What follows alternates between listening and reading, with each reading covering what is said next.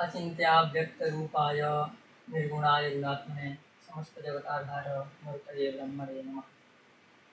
श्री सोमनाथ संस्कृत विश्वविद्यालयेन समायोजिते शास्त्रपरिचय प्रकल्पे ज्योतिषशास्त्रपरिचय प्रसंगे भवतां सर्वेषां स्वागतं करोम्यहं नित्यानन्द ओझा सहायकाचार्यः ज्योतिषम्। मम विषयः वर्तते प्राकृतिक आपदायाः शकुनस्य च स्वरूपम्। भवन्तः जानन्ति मानवजीवने ग्रहनक्षत्रादिपिण्डानां प्रभावस्य निरूपणं यस्मिन् शास्त्रे भवति तद् ज्योतिषम् इति कथ्यते। आदौ प्राकृतिक आपदायाः विचारः अस्माभिः करिष्यते। प्रकृतिजन्य आपदाः प्रकृति आपदा इति कथ्यते। आपदायाः अपरं नाम उत्पातः अपि भवति। प्रायशः आपदः अथवा आपदाया इत्यस्य स्थाने शास्त्रे उत्पात शब्दस्य प्रयोगः दृश्यते।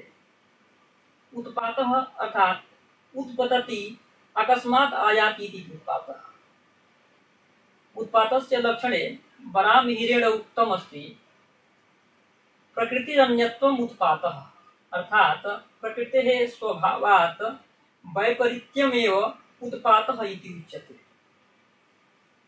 अतोऽत्र सरलतया कथयितुं शक्यते यत् प्रकृतौ प्रत्यक्षतया विकृतिः एव उत्पातः। अत्र ज्ञातुं योग्यमस्ति यत् कथम् उत्पद्यन्ति उत्पाताः। वस्तुतः मनुष्याणां कुत्सित कर्मणः अतिलोभात्, असत्यात्, नास्तिक्यात् च पापानां संजयो भवति। एतान् पापान् उत्पाताः संसूचयन्ति, अर्थात् पापेभ्यः एव उत्पातानाम् उत्पत्तिः भवति इति ज्ञातव्यम्। अत्रोक्तं वराहमिहिरेण अपचारेण नराणाम् उपसर्गः पापसञ्चयो भवति संसूचयन्ति दिव्यन्तरिक्ष भौमास्त उत्पाताः। पुनश्च तत्रैव उक्तं वर्तते मनुजानाम् अपचार अपरक्ताः देवताः सृजन्त्येतान्, अर्थात् मनुष्याणाम् अभिनयात् अपरक्ताः देवताः तन्नाम क्रुद्धाः देवताः एतान् उत्पातान् सृजन्ति। समाज संहितायामपि उक्तं वर्तते यः प्रकृति विपर्यासः सर्वः संक्षेपतः स उत्पातः क्षितिज गगन दिव्य जातो गुरुत्तरो भवति। अत्र दिव्यन्तरिक्ष भौमोत्पातानां चर्चा आचार्यैः कृता वर्तते। अत्र ज्ञातुं योग्यमस्ति के भवन्ति दिव्यन्तरिक्ष भौमोत्पाताः। अत्र दिवि भवः दिव्यः, अंतरिक्षे भवः अंतरिक्षः, भूमौ भवः भौमः इति। इदानीं दिव्य उत्पातस्य लक्षणे अस्माभिः कर्तुं शक्यते ग्रहनक्षत्राणां विकृतिवशात् उत्पन्नः उत्पातः दिव्योत्पातः भवति। उक्तं वर्तते आचार्यैः दिव्यं ग्रहर्च वैकृतम्। यथा ग्रहणं, महामारी इत्यादयः उत्पाताः। इतः परं कः भवति अंतरिक्ष उत्पातः। अंतरिक्ष उत्पाते वायुविकारः, ग्रह परिवेशः, गंधर्वनगरम्, इंद्रधनु इत्यादयः उत्पाताः भवन्ति।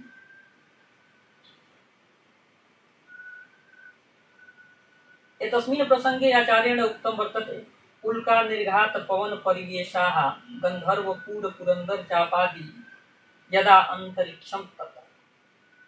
इतः परं भौमोत्पातानां चर्चा अस्माभिः क्रियते। भूमौ जलस्थिरादीनां पदार्थानां विकृतिवशात् उत्पन्नाः उत्पाताः भौमोत्पाताः भवन्ति। यथा भूकंपः जलवशात् उत्पन्नः उत्पातः, अग्निवशात् उत्पन्नः उत्पातः, वृक्षादिभ्यः उत्पाताः इत्यादि। यथोक्तं भूमा उत्पद्यते यच्च स्थावरं वात जंगमं तदेकदैशिकं भौम उत्पातं परिकीर्तितम्। इदानीम् उत्पातेषु प्रमुखाणाम् उत्पातानां वर्णनं मया क्रियते। आदौ दिव्य उत्पातेषु ग्रहणोपरि चर्चा करिष्यते। तत्र गृह्णात् इति ग्रहणम्। यदा कोऽपि पिण्डः किमपि पिण्डम् आच्छादनं कमपि पिण्डम् आच्छादनं करोति तदेव ग्रहणमिति। वस्तुतः आकाशे ग्रहनक्षत्रादिपिण्डानां परस्परावरोधवशात् ग्रहणस्योत्पत्तिः भवति। यद्यपि परस्पर अवरोधवशात् सर्वेषां ग्रहपिण्डानां ग्रहणं भवति, परञ्च मानवजीवने सूर्यचन्द्रयोः ग्रहणयोः प्रभाववशात् अनयोः ग्रहणयोः एव ग्रहणशब्देन ग्रहणं क्रियते। अत्र आदौ चन्द्रग्रहण विषयोपरि चर्चा क्रियते। चन्द्रग्रहणस्य विचारक्रमे यस्यां पूर्णिमायां स्वकक्षायां भ्रमन् चन्द्रः सूर्यकिरणोत्पन्न भूमेः छायायां प्रविशति तदा चन्द्रबिम्बः अस्माभिः न दृश्यते। अर्थात् तस्मिन् समये आच्छादित चन्द्रबिम्बस्य भागं भूमेः अंधकारत्वेन न द्रष्टुं शक्यते। तदेव चन्द्रग्रहणं भवति। यद्यपि चन्द्रग्रहणस्य स्थितिः पूर्णिमायाम् एवं च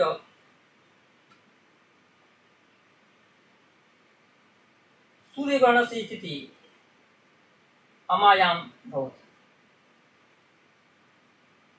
वस्तुतः चन्द्रग्रहणस्य स्थितिः प्रतिपूर्णिमायां न भवति। इतः परं सूर्यग्रहणस्य चर्चा क्रियते।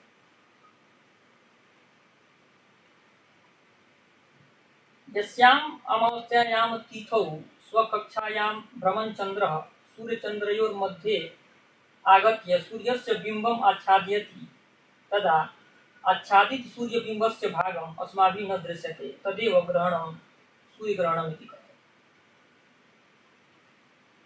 सूर्यग्रहणमपि प्रति अमावास्यायां न भवति। वस्तुतः यस्मिन् राशौ ग्रहणं भवति तस्य राशेः जनानां कष्टं भवति इति ज्ञातव्यम्।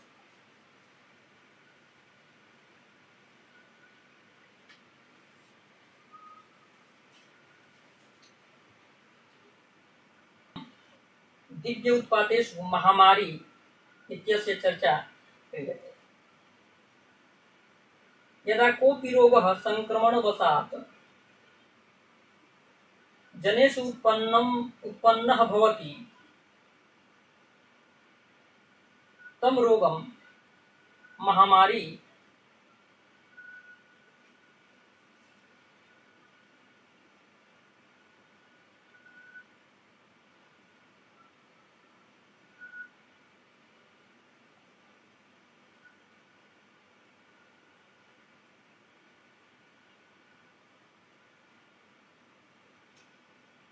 इतः परं महामारी विषयोपरि चर्चा क्रियते। यदा कोऽपि रोगः संक्रमणवशात् जनेषु उत्पन्नः भवति स रोगः महामारी इति कथ्यते। वस्तुतः महामारी प्रायशः विषाणुजन्या एव भवति। ज्ञातव्यमस्ति यत् महामारी रोगस्य प्रसरणं दैवीय प्रकोपात् एव भवति।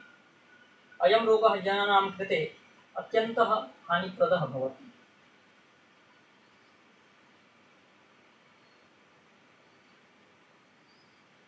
इतः परं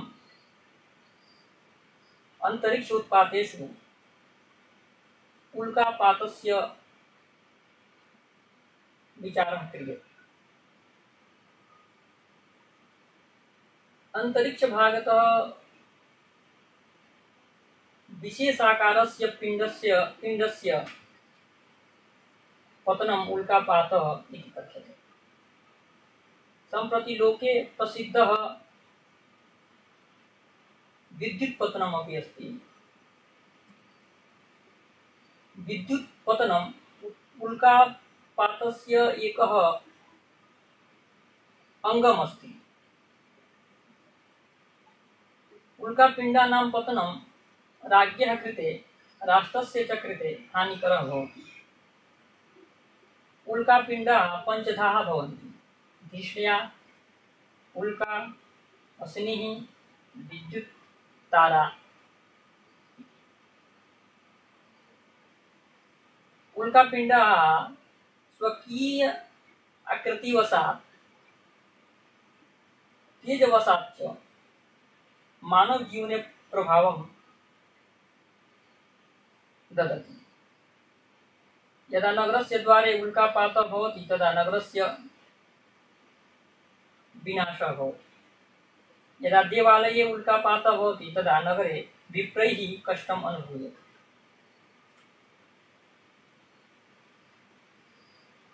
आकृतौ द्रष्टुं शक्यते उल्कापातः कथं भवति।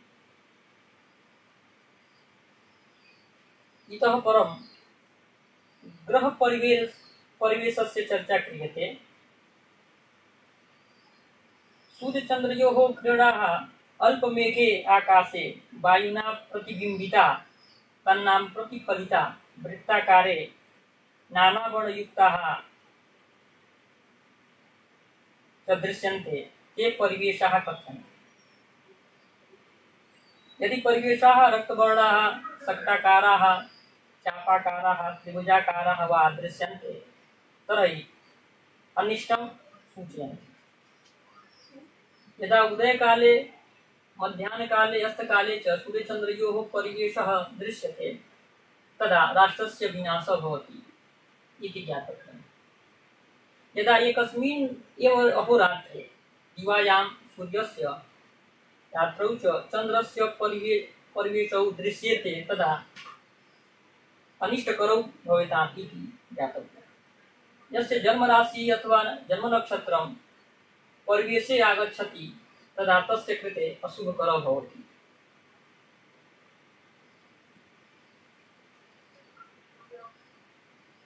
इतः परम् इन्द्रधनुः इत्यस्य चर्चा क्रियते। सूर्यस्य रश्मयः वायुना विघटिता समेघे आकाशे विविधवर्णाः दृश्यन्ते इन्द्रधनुः इति कथ्यते। लोके अस्मिन् प्रसंगे आचार्येण उक्तं वर्तते सूर्यस्य विविधवर्णाः पवनेन विघटिताः कराः साभ्रे यति धनुः संस्थाना ये दृश्यन्ते तदिन्द्रधनुः। वस्तुतः यदा मेघरहित आकाशे इंद्रधनुः दृश्यते तदा महामारी इत्यस्य सूचयति। इंद्रधनुः पूर्वस्यां दिशि निशायां दृश्यते तदा भूपस्य पीडां करोति। यदा इंद्रधनुः जलमध्ये दृश्यते तदा अनावृष्टिः भूमौ दृश्यते।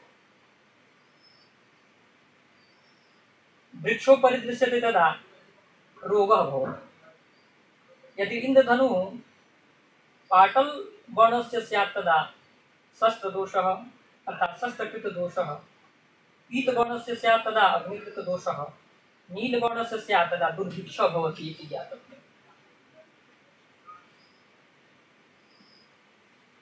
इतः परम् अंतरिक्ष उत्पातेषु गन्धर्वनगरस्य चर्चा करिष्यते। समेघे आकाशे नगरस्य सदृशं या आकृतिः दृश्यते तदेव गन्धर्वनगरम् इति कथ्यते। भवन्तः अपि द्रष्टुं शक्नुवन्ति मेघे नगरस्याकृतिः उत्पन्ना भवति।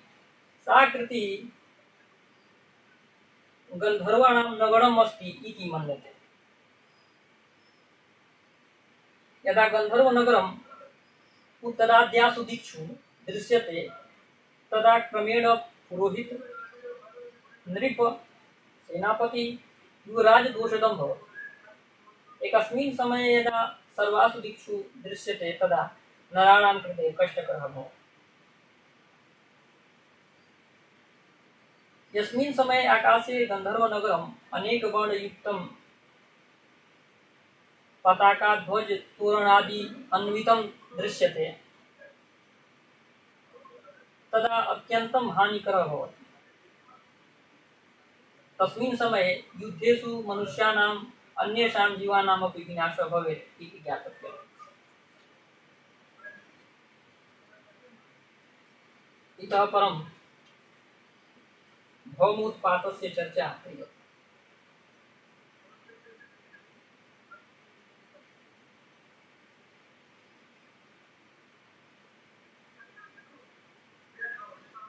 ज्योतिषशास्त्रे भूकंपस्य स्वरूपस्य कारणस्य च विवेचनं सम्यक्तया अस्ति।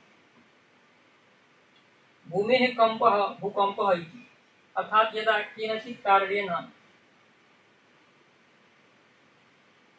भूमेः चलनं भवति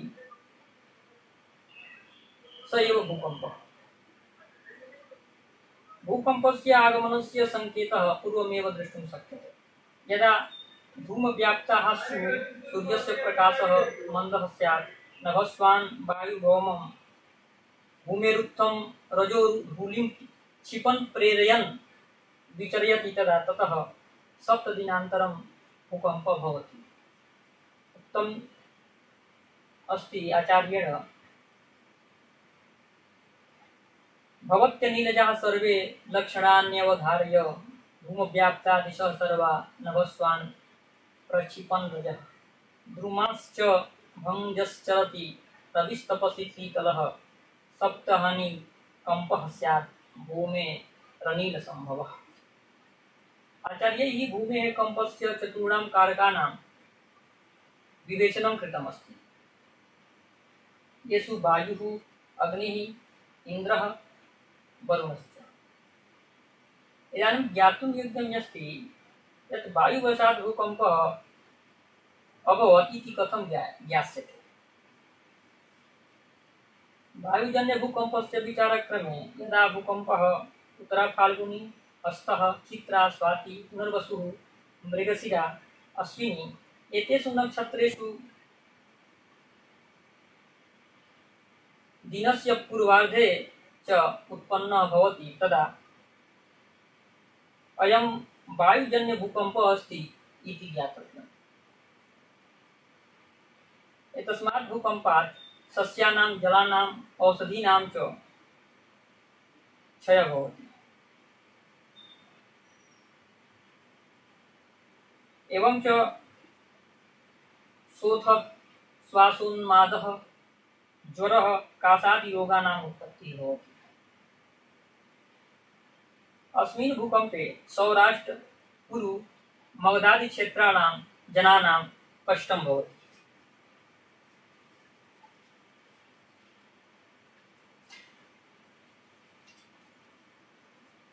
इदानीम् अग्निकृत भूकंपस्य चर्चा क्रियते।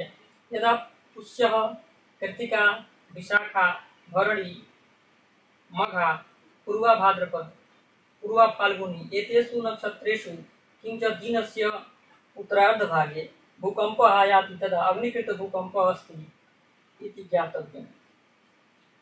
एतस्मिन् भूकंपे मेघानां, जलाशयानां च क्षयः भवति। राज्ञां परस्परं द्वेषः भवति। पाण्डुरोगः, अग्निविकारः एते रोगाः सम्भवन्ति। कलिंग, द्रविडादि देशानां जनानां कष्टं भवति। इतः परम् इंद्रमण्डलस्य भूकंपस्य चर्चा क्रियते।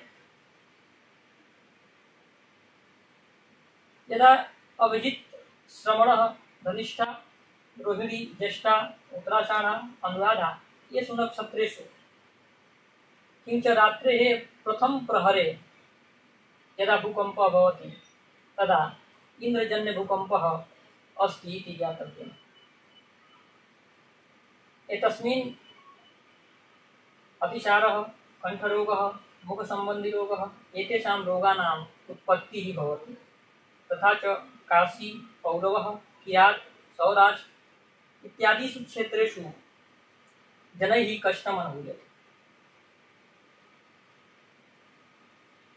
इतः परं वरुणमण्डलस्य भूकम्पस्य चर्चा क्रियते। यदा रेवती, पूर्वाषाढ़ा, आर्द्रा, आश्लेषा, मूलम, उत्तरा, भाद्रपद, शतभिषक एतेषु नक्षत्रेषु किंच रात्रेः उत्तरार्धे भूकम्पः आयाति तदा वरुणजन्यभूकम्पः अस्ति इति ज्ञातव्यम्। यतस्मिन् अतिवृष्टिः भवति, नेत्रादिरोगाणाम् उत्पत्तिः भवति, तथा च समुद्रतटीयजनानां कष्टं भवति। यद्यपि उत्पातानां प्रभाववशात् मानव जीवनं प्रभावितो भवति, तथापि एते उत्पाताः कालानुसारेण सुफलकारकाः अपि भवन्ति। यथा वर्षा ऋतौ यदा भूकम्पः आयाति तदा शुभसूचको भवति। शिशिर ऋतौ यदा उल्कापातः भवति तदा शुभफलं ददाति।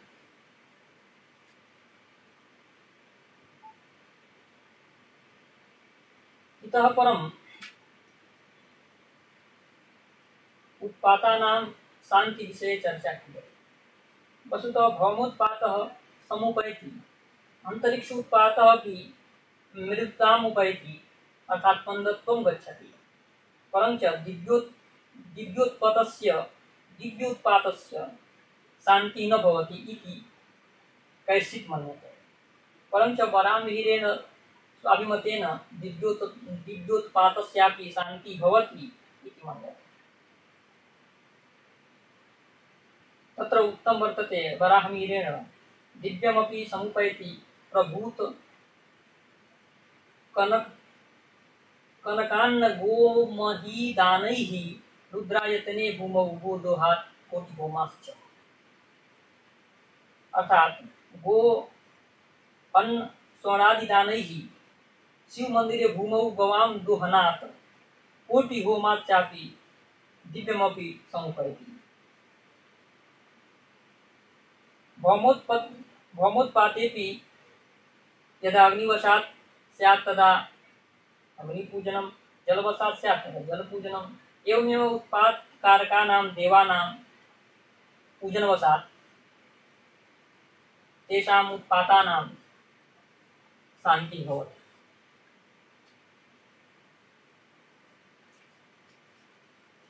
अनन्तरं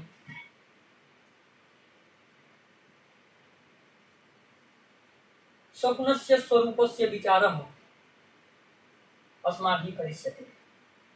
अस्माकं जीवने यात्राकाले शुभकार्ये च बहुधा पक्षिपशुआदीनां शरीरं वाचं स्थितिं च दृष्ट्वा शुभाशुभस्य निर्धारणं क्रियते। एतानि चिह्नानि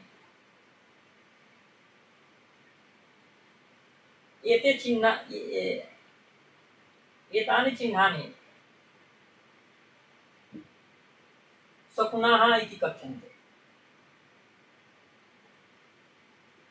शकुनाः मनुष्याणां प्राग् जन्मार्जितं शुभाशुभं यत् कर्म तस्य कर्मणो यत् पाकं तत् शुभाशुभफलं सूचयन्ति। यथोक्तम् अन्यजन्मान्तरकृतं कर्म पूषां शुभाशुभं यत्तस्य शकुनः पाकं निवेदयति गच्छताम्। शकुनाः केचित् ग्राम्या, केचित् अरण्यवासिनः, केचित् जलचारिणः, केचित् आकाशचराः भवन्ति। ग्राम्यशकुनेषु मनुष्यः, अश्वः, गजः, श्वानः इत्यादयः। अरण्यशकुनेषु सिंहः, शुक्रः, मृगः इत्यादयः भवन्ति। जलचरेषु मत्स्यः हंसः इत्यादयः, भूचरेषु सर्पः श्वानः अस्ति इत्यादि, नभश्चरेषु नभश्चरेषु काकः कपोतादीनां सन्ति। एतेषु शकुनेषु अपि केचित् द्विचारिणः, केचित् निशाचराः, अन्ये उभयचारिणः भवन्ति। यात्राकाले आसन्नैः शकुनैः शीघ्रमेव शुभाशुभं वा फलं भवति, दूरस्थैः शकुनैः विलम्बेन शुभाशुभं वा फलं भवति इति ज्ञातव्यम्। इदानीमत्र प्रमुखानां शकुनानां विचारः अस्माभिः करिष्यते।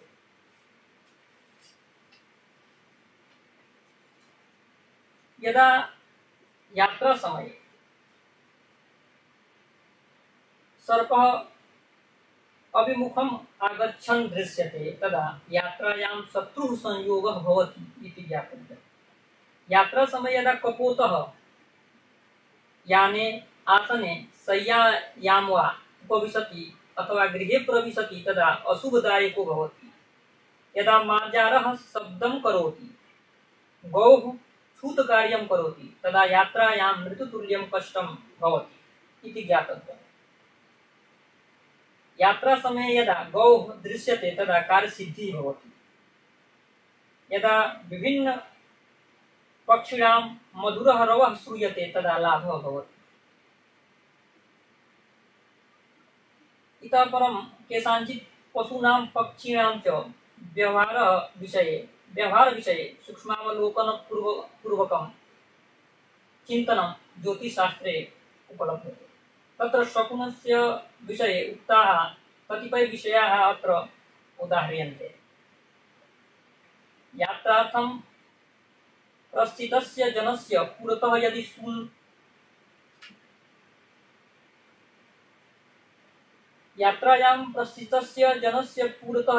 शुनकः मुखे उपानहम् अथवा मांसखण्डनम् आदाय पुरतः उपस्थितः भवति तर्हि यात्रायाः कार्यसिद्धिः भवति। शुनकः यदि यात्रिकस्य वामं जानु जिघ्रति तर्हि तस्य धनलाभः भवति। गवा सह क्रीडन् शुनकः शुभशकुनस्य सूचकः मन्तव्यः। शुनकः यदि मुखे अस्ति आदाय गृहं प्रविशति तर्हि येन गृहप्रधानस्य मृत्युः संकेतः मन्तव्यः। शुनकः यदि शरीरं गृहात् बहिः मुखं च अन्तः संस्थाप्य द्वारे तिष्ठन् गृहिणीं पश्यति तर्हि गृहे रोगः प्रविशति इति मन्तव्यम्। गृहं परितः वर्तमानां शुनकाः यदि अल्पं भोजनं कुर्वन्ति, यदि तेषाम् एकस्मिन् एव नेत्रे अश्रूणि लक्ष्यन्ते तर्हि गृहे दरिद्रः प्रविशति।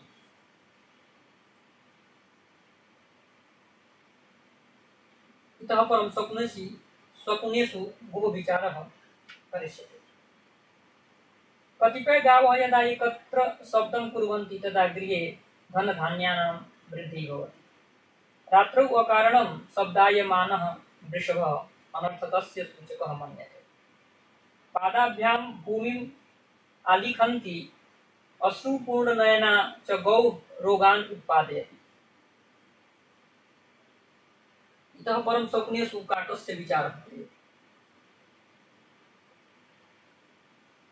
वैशाख मासे हरिते वृक्षे स्थितं काकस्य नीडं सुभिक्षस्य सूचकं भवति।